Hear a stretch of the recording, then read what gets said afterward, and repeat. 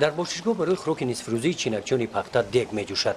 در صحرا باشد اعضایان خوجگی و دیگر حشرچون با دیل گرم پخته میچینند.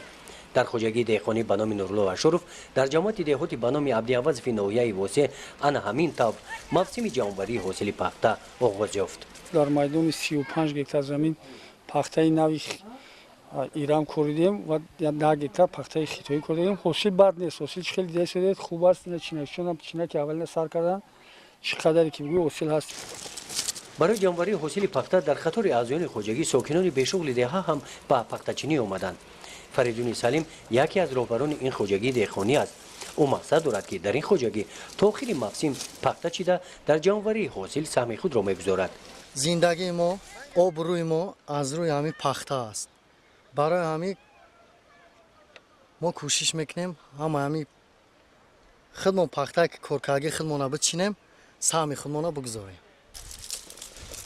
در این خوجگی برای سری وقت و به تلف جانوری نمودن حاصل پخته رهبریت این خوجگی تدبیرهای سودمند اندیشیده است.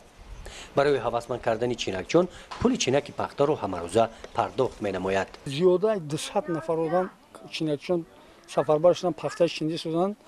خیلی نرخ پخته تازه اومده چینکچون 35 درم میدیم.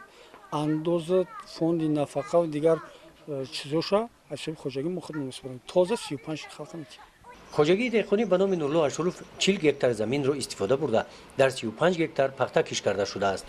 درآمد اساسی این خوجگی وابسته به حاصل زمین‌های پخته میباشد. برای پرورش و نگهبانی پخته خوجگی داران 186,000 سومانی مبلغ صرف نمودند. گرمی هوا به حاصل نیاله‌های پخته تاثیر کرده است، لیکن کشاورزان رو افتاده نشدند. نظر به سال گذشته حاصل کم باشد هم با وجود این از روی تحلیل‌های متخصصان ساحه کشاورزی از همین زمین‌ها تا آخر موسم حاصل خوب جانوری نمودن ممکن است. اگه شونه پخته با گفتی متخصصان ما آوردیم نشون دادیم هر کس هر کس خانه میگه در حقیقت بسیار پختگان هست. نیالهایی که 15 20 30 تا 40 دور همین دل شونه را پختند. اگه با گفت حساب متخصص حساب گرمی زیاد است، گرمی به حد زیاد شده از این سو پختگان اینه که به هر حال حساسی چیشولو باوری است که زیاده 35 سنتی پخته میگیریم. در خوجگی دهقانی به نام نورالله اشرف روز اول جانوری پخته به قدر 10 سنتنر حاصل جانوری نمودنی هستند. در ناحیه واسع با وجود نامساعد آمدن آب و هوا کشاورزان باوری دارند که نقشه دورنمای جانوری پخته را اجرا می نمایند.